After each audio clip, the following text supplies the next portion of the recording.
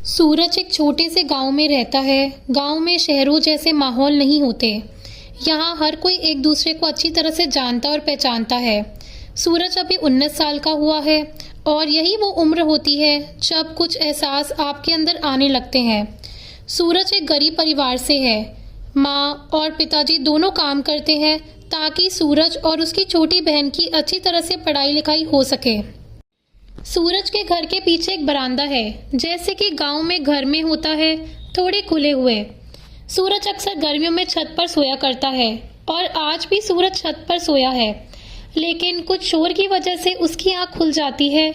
उठकर वो नीचे देखता है और ये पहली बार था जब उसने देखा नेहा को, हल्के नीले रंग की सलवार सूट पहने। वो अपनी मम्मी के साथ सामने वाले शर्मा जी के यहाँ आई है। वो शर्मा जी की भांजी है। उसकी मम्मी ऑटो वालों के पैसों को लेकर बहस कर रही है। सुबह गर्मियों का सूरज है तेज। नेहा बैग लिए खड़ी है। उसकी आंखों पर सूरज की रोशनी आ रही है।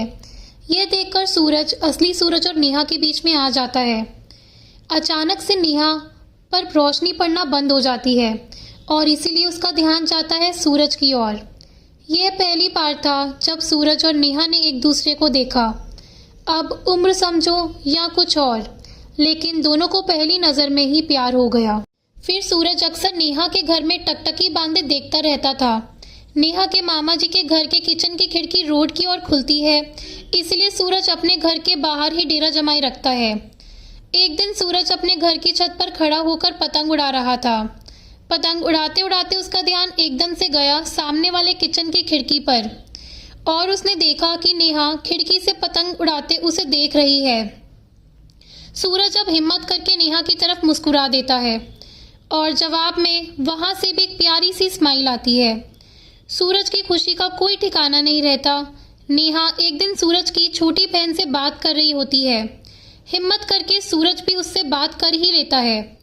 सूरज को पता चलता है कि नेहा पतंग उड़ाना सीखना चाहती है। सूरज उसे सिखाने को बोलता है, लेकिन वो मना करती है क्योंकि उसकी मम्मी उसे किसी भी लड़के से बात करने भी नहीं देती।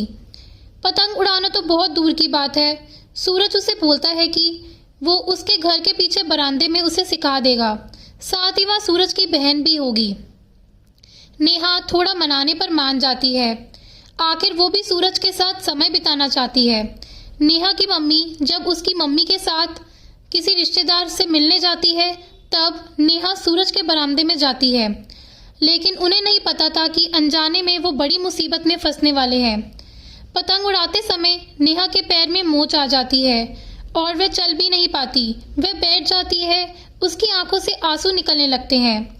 सूरज उसे दर्द में ऐसा देखकर उसे गोद में उठा लेता है और कमरे में बिस्तर की ओर ले जाता है, लेकिन उसी समय उसके घर में नेहा की मम्मी आ जाती। सूरज और नेहा को ऐसा देखकर उनके गुस्से का कोई ठिकाना नहीं रहता। वो नेहा को वहां से ले जाती है। सूरज को रात भर नींद नहीं आती। वो सुबह का इंतजार करता है, ये सोचकर कि नेहा का पैर कैसा होगा, साथ ही कहीं उसकी मम्मी ने नेहा को कुछ कहा या मारा तो नहीं।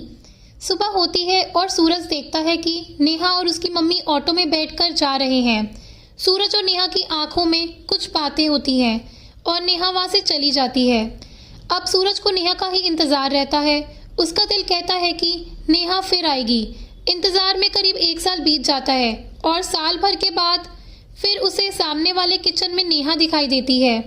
उसे खुशी होती है, लेकिन उसकी खुशी कुछ ही मिनटों की होती है, क्योंकि इस बार नेहा की मांग भरी है और उसके साथ उसका पति भी है। उसकी मम्मी ने उसकी शादी करवा दी है। सूरज का दिल टूटकर बिखर जाता है। सूरज सब भूलने की कोशिश करता है पर भूल नहीं पाता। 6 महीने बाद सूरज एक फ्लाईओवर पर खड़ा था और नीचे देख रहा था और नीचे रेलवे ट्रैक था।